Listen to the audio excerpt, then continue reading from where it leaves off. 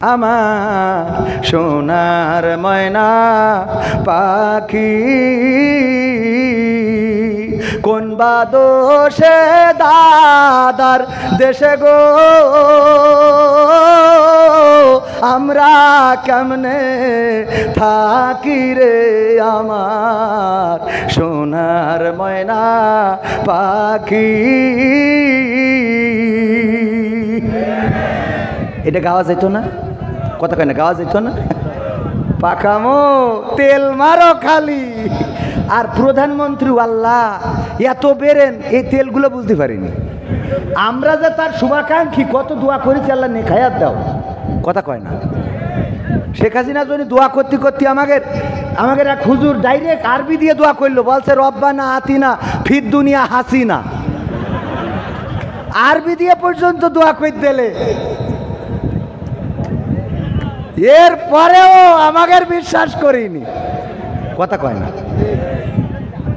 ও বিশ্বাস করি যারা তেল মেরিয়েছে, ওরা দোয়া করিয়েছে কি বলছে, আল্লাহ বঙ্গবন্ধুকে সপরিবারে যারা হত্যা করিয়েছে তুমি তাদের জান্নাতুল ফেরদাউস নসিব কর। সহ্য না করে পারা যায় কয় কোনকে দোয়া কনে লাগাইছে। আবার বলছে বঙ্গবন্ধুকে আল্লাহ তুমি জাহান্নামের উচ্চ মাকাম দান করো। কত বড় শয়তান!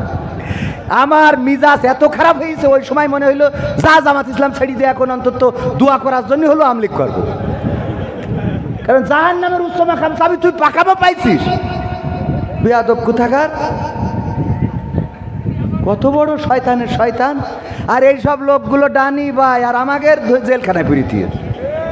আমরা যারা তার ভালো চাই, আমরা বলেছি আমাদের মুখ বন্ধ করার জন্য কিচ্ছু করা লাগবে না। আপনি জেলখানায় খামাখা সরকারের টাকা দিয়ে ভাত খাওয়াবেন কেন? আপনি খামাখা ফাঁসির কাষ্ট বানায়ে ওই জল্লাদ শাহজাহানের নিয়ে ফাঁসি দেবেন কেন? আপনি খামাখা মিজানুর রহমান আজহারির দেশতে তাড়াই দেবে কেন? মামুনুল হকের ধরে রাখতে হবে কেন? আমির হামজার জেলে ভর্তি হবে কেন? সাইদির ইঞ্জেকশন দিতে হবে কেন? মুজাহিদির ফাঁসিতে ঝুলাতে হবে কেন? কাদের মোল্লার ফাঁসিতে ঝুলাতে হবে কেন? আলেম উলামার নামে মামলা দিতে হবে কেন? কবরে যারা আছে ওদের নামে কেস দিতে হবে কেন? এত কষ্ট কিচ্ছু করা লাগবে না, খালি একটা কাজ করতে হবে। একটা কাজ। কয়টা কাজ? কয়টা কাজ? সহজ জিনিসটা বোঝে না। কি কাজ? আমি বললাম বাংলাদেশের সংসদে কোরআনের আইন কায়েম করে দেন, হুজুরা যদি চুপ না থাকে আমি বুঝে দেবো। কথা কয় না? বাংলাদেশের সংসদে কোরআনের আইন কায়েম করে দেন, যদি মামুনুল হক, আমির হামজা, মিজানুর রহমান আজহারি, সাইদিন নাতিপুতি, তার ওয়ারেসরা, কবির বিন সামাদরা, মিজানুর রহমান ডাক্তাররা, আব্দুল হাই সিদ্দিকিরা যদি চুপ না থাকে আমি বুঝে দেবো, আমার ফাঁসি দিয়ে নয় দিন। কথা কয় না? চাপাই নবাবগঞ্জে গেছি, একজন সির করতেছে, হুজুর এই স্টার জলসা সিনেমা দেখা কি জায়েজ আছে? সহ্য না করে পারবেন কি করে? শয়তানের তো অভাব নেই। আমি বললাম যে আছে। ঠিক বলেছি তো? কয় না, এ বোঝেও না, একদম ডাইরেক্ট কুরআন হাদিস থেকে উত্তর দিয়ে দিয়েছি পাগল।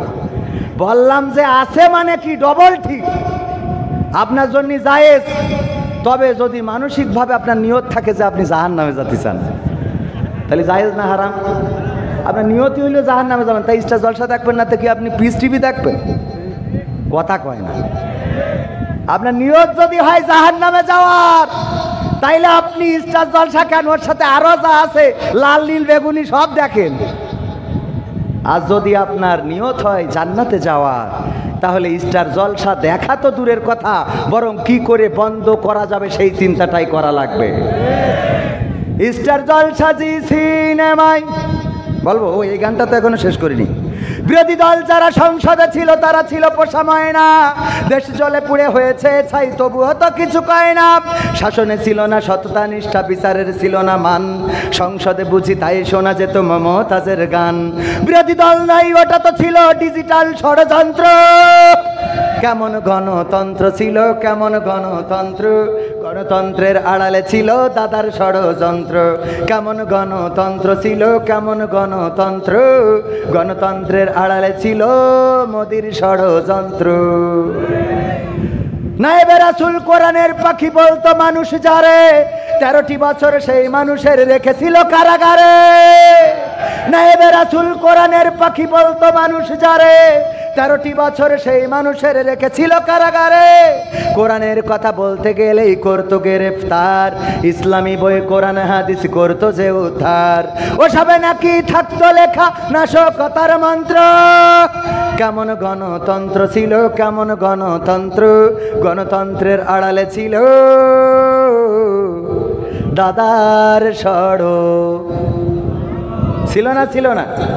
ষড়যন্ত্র ছিল বলে এই বাংলাদেশের মানুষ যাকে বয়কট করেছে, এই বাংলাদেশের মানুষ যাকে মূল্যহীন করেছে, সেই মানুষটাকে মূল্য দিয়ে নিয়ে গেছে যাদের প্রোডাক্ট, তারা নিয়ে গেছে নাকি যায় নাই? নিয়ে গেছে নাকি যায় নাই?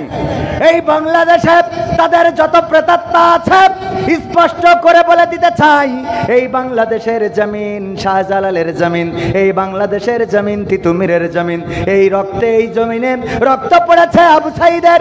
যেই আবু সাইদ বুক পেতে দিয়ে প্রমাণ করে দিয়েছে মুসলমানেরা বুক পেতে দিতে জানে, পিঠটা দেখাতে জানে। মুগ্ধ পানি বিতরণ করেছেন, পানি দিয়েছেন মানুষের কাছে। কার পানি লাগবে? শুধু পানি খাওয়াই তার নামটা মুগ্ধ। শুধু পানি খাওয়াই মুগ্ধ করে নাই, বরং রক্ত দিয়ে বাংলাদেশের মানুষকে মুগ্ধ করেছে নাকি করে নাই? বাংলাদেশের মানুষকে মুগ্ধ করে দিয়েছেন।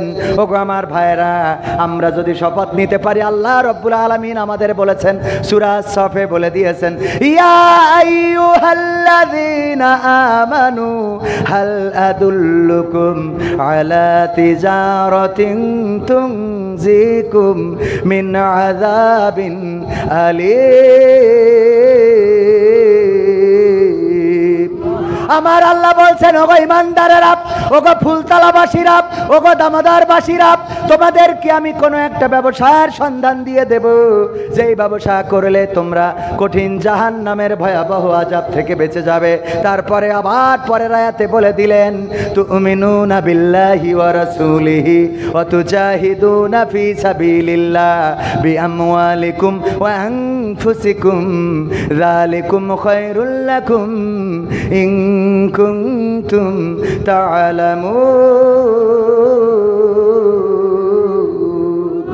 আমার আল্লাহ বললেন, আর সেই ব্যবসাটা হলো আমি আল্লাহর প্রতি ঈমান আর আমার রাসূলের প্রতি ঈমান। আর আমি তোমাদের যে মাল দিলাম, তোমাদের যে জান দিলাম, সেই জান এবং মাল দিয়ে আমার রাস্তায় জিহাদ করতে হবে। কিসের জন্যে? কিসের জন্যে? আল্লাহর দিন কায়েমের জন্যে।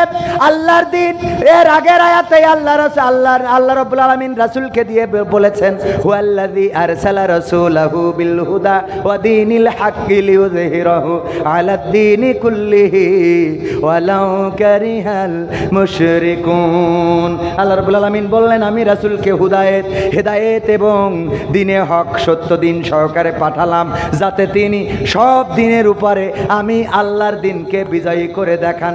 সবাই জোরে জোরে বলেন সুবহানাল্লাহ। হুজুর, মহিলাদের বেপর্দা সম্পর্কে কিছু বলবেন। আমি বললি ওরা শুনবে? যারা স্বামী তারা সোজা করতে পারছে না, আমি ওয়াজ করলে সোজা হবে? সোজা হবে? মহিলাদের পর্দা করার আগে পুরুষের পর্দার দরকার আছে না নাই? রাত 12টা পর্যন্ত স্টার জলসাজি সিনেমা দেখবেন, আর আপনি বাড়িতে আয়েশা খুঁজবেন, ফাতেমা খুঁজবেন, হাজেরা খুঁজবেন। এইটা কখনো হইতে পারে? ফজরের সময় আপনার ঘুম ভাঙে না, ফজরের সময় আপনার ঘুমটা ভাঙে না, জোহরের সময় আপনার মসজিদে পাওয়া যায় না, আসরের সময়, জোহরের সময়, আসরের সময়, মাগরিবের সময়, ইশার সময় মসজিদে পাওয়া যায় না। চায়ের দোকানে 5 ওয়াক্ত আছে না নাই? যে সারাটা দিন চায়ের দোকানে থাকে, সে যদি আবার তাপসী রাবিয়া বসরিকে খোঁজে, বলেন দেখি পাওয়া যাবে নাকি? পাওয়া যাবে? সুতরাং আপনি আগে নামাজি হন, আপনি আগে পর্দানশীল হন, আপনি আগে নিজের চরিত্র হেফাজত করেন, নিজের চোখটাকে হেফাজত করেন, আপনার স্ত্রীও দেখবেন অটোমেটিক ভালো হয়ে গেছি।